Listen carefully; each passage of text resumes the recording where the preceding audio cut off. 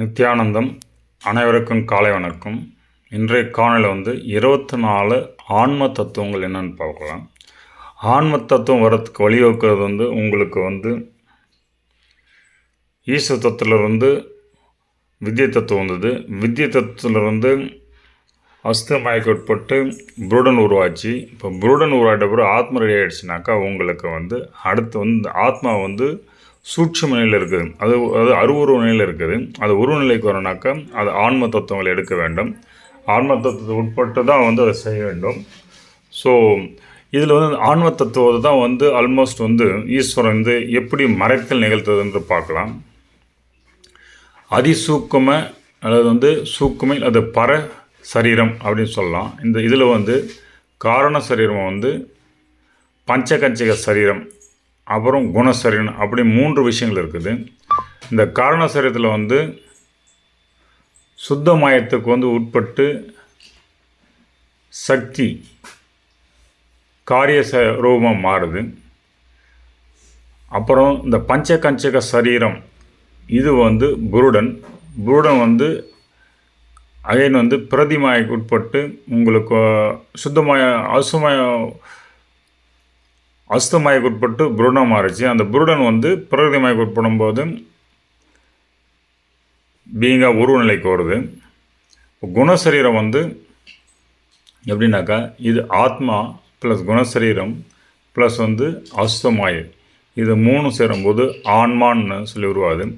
நிறைய இடத்துல ஆத்மா ஆன்மா ஒன்றுன்னு சொல்லியிருப்பாங்க. நான் இந்த இடத்துல ஆத்மா வேறு, ஆன்மா ஒரு குணங்களுடன் கூடிய ஆத்மா அப்படின்றதான் சொல்ல வரேன். ஏன்னா பரமாத்மா ஜீவாத்மா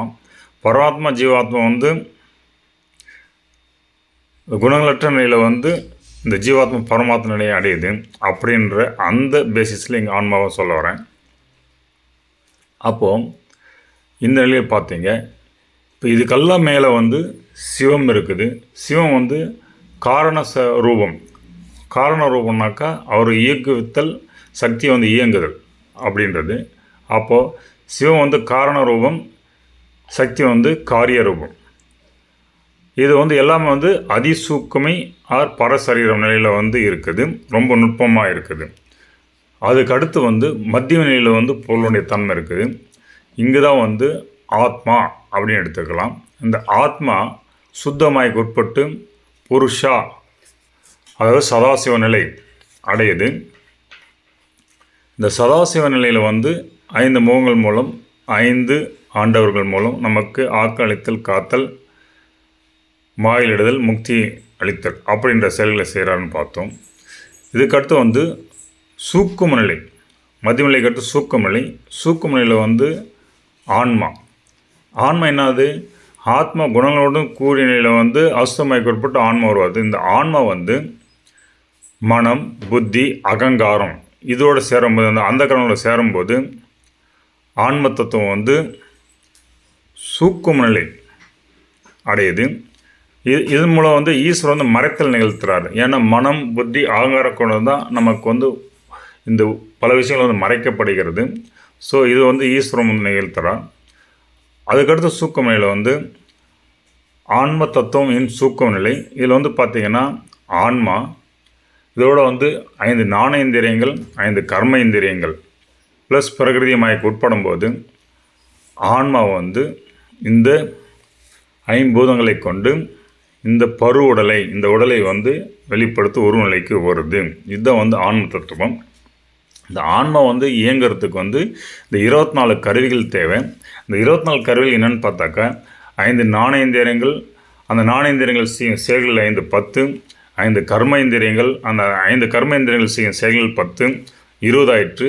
அப்புறம் அந்த கரணங்கள் 4, 24. அதாவது மனம், புத்தி, அகங்காரம், சித்தம் இதுதான் அந்த கரணங்கள். அது 4 ப்ளஸ் இந்த 20 சேர்ந்து 24 தத்துவங்களில் ஆன்ம தத்துவங்கள் சொல்கிறாங்க.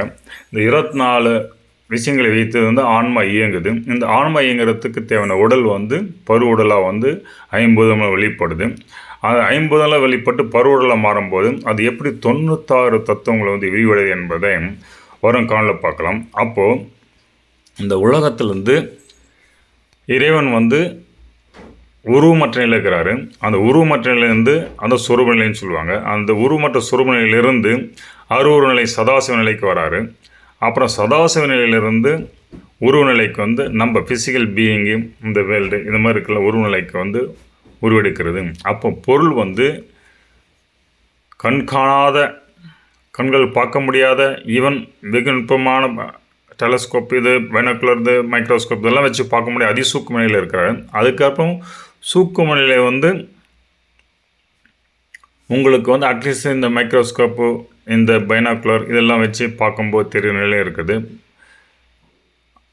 சூழ்நிலை வந்து நம்ம கண்கள் பார்க்குற நிலையில் வராரு. அப்போது பொருள் வந்து இத்தனை நிலையில் வந்து விரிவடைந்து படிப்படை உயர்ந்து நம்ம காணுகின்ற இந்த உருவநிலை வருது. அப்போது உருவமற்ற நிலைக்கு இறைவனை வந்து அறியாத அளவு இறைவன் இல்லை என்பது சொல்வது கொஞ்சம் அபத்தமான காரியம். இந்த காணொளி கண்டவங்க நன்றி. நித்யானந்தம்.